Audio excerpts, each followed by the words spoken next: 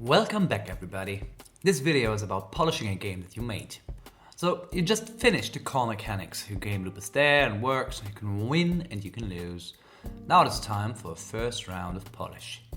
But what does polish mean?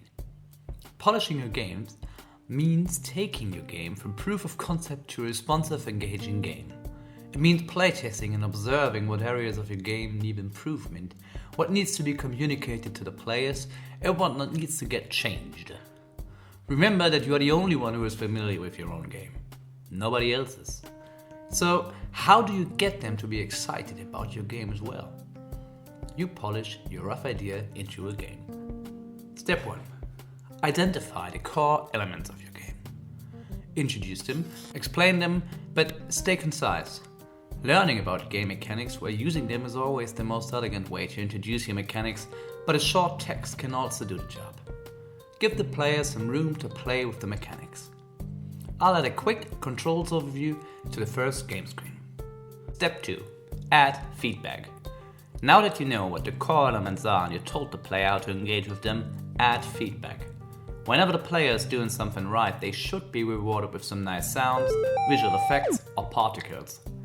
You can also consider adding screen shake or literal feedback from NPCs. Put power-ups in the path to the next boss, but also reward players that explore your game by hiding some of your content. Show your game to people and observe what they'll struggle with. Can they make it to the end of the levels? Do they know where to go? And most importantly, are they having fun? I'll be adding some blood particles along with a hit sound to let the player know that they've hit something. Step 3. Enhance the game loop. Losing is a natural part of learning a game. Make retrying rewarding. Let the player jump straight back into the action. Don't bore them with a long outro video that they don't want to see. Obviously, keep the pace of your game in mind, but generally, you want the player to be active as often as possible. Consider keeping track of their stats like time played or score achieved. This way, they'll have an incentive to beat their own time, to collect more collectibles, to beat their own score. Try to set up a pace for the game and reduce downtime for the player. I'll add a quick way to restart our game and go back to the first level. Step 4. Consider adding basic effects. Modern players require modern game tropes.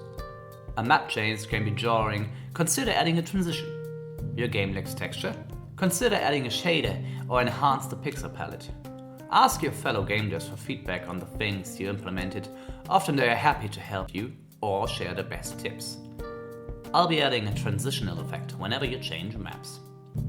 Step 5. Take your game and your art serious. You just made something that you put a lot of hours of work in. Share it online. Let other people play it. Ask them for feedback. And also consider making real-world assets like some box art, a hard copy, or a manual for your game and share pictures of those online. Just don't forget that you should also engage with other people's work, because it means just as much to them, even if they do not engage with your work. As a game developer, having to balance the game development, the promotion and the engagement might seem like too big a task, and oftentimes it really is. But in a few months or years, when you look back at what you've created, you'll be proud of all the things that you achieved, all the memories you shared, and all the things you learned from your old projects, completed or not. One last piece of advice though.